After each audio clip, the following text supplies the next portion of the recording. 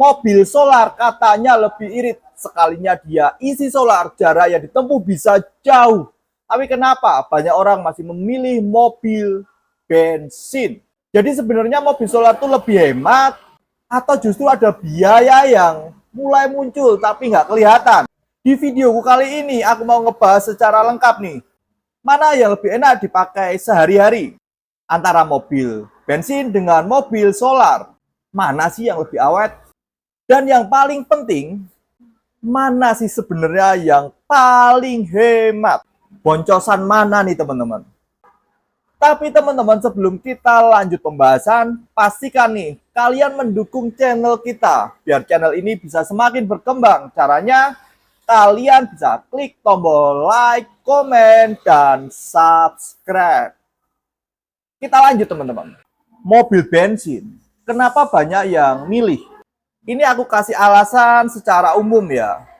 Yang pertama nih, lebih halus dan lebih nyaman. Tahu sendirilah teman-teman, mobil bensin itu getarannya dia lebih smooth, halus gitu ya. Berikutnya, kalau dipakai di kota itu cocok buat stop and go, macet, buat parkir. Cocok banget nih teman-teman. Berikutnya, karena perawatannya itu lebih simple. Secara umum nih teman-teman, mobil bensin itu kan perawatannya itu lebih friendly ya gitulah. Makanya teman-teman, banyak orang memilih mobil bensin itu bukan karena irit atau hemat, tapi karena kenyamanan. Gitu ya. Mobil solar kenapa dianggap lebih unggul? Bahas mobil solar nih. Tahu nggak teman-teman alasannya itu kenapa? Ini ya, aku jelasin. Alasan yang pertama itu lebih irit bahan bakar. Ini keunggulan yang paling terkenal. Tahu sendirilah perbandingan per liter itu harganya berapa antara solar dengan bensin. Yang kedua, torsi lebih kuat, tanjakan libas, bawa beban berat, ayo. Yang ketiga, buat jarak jauh, cocok banget nih teman-teman. Kalau kalian sering berpergian jauh, antar kota, antar provinsi seperti itu, mobil dengan BBM solar itu berasa banget loh, iritnya kayak gimana. Nah, karena hal itu, banyak orang mulai berpikir, oh ternyata mobil dengan bahan bakar solar itu jauh banget nih keiritannya. Realita yang jarang dibahas. Yang pertama, solar itu nggak selalu irit loh. Loh, barusan aku nyebut berasa banget iritnya ya padahal. Gimana tuh teman-teman? Solar itu bisa dikata borosnya kayak gitu. Itu kalau kita terjebak di kemacetan. Berikutnya, kalau dalam situasi stop and go, ini berasa banget teman-teman, borosnya gimana. Yang kedua, perawatan bisa mahal. Injektor, kalian tahu sendiri kalau ada maintenance di sana. Di sistem bahan bakarnya juga tuh, wah pokoknya ini paket biasanya. Yang ketiga, kurang nyaman. Nah, ini nih salah satu kelemahannya nih. Getaran lebih berasa.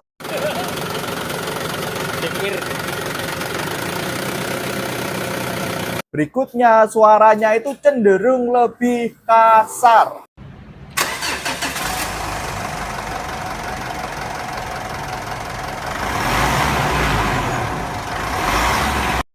Ya, walaupun irit secara bahan bakar, tapi nggak irit secara keseluruhan nih teman-teman. Masih ada banyak PR seperti itu. Jadi teman-teman, sebenarnya kan kayak gini. Masalahnya itu bukan di bensin atau solar sih.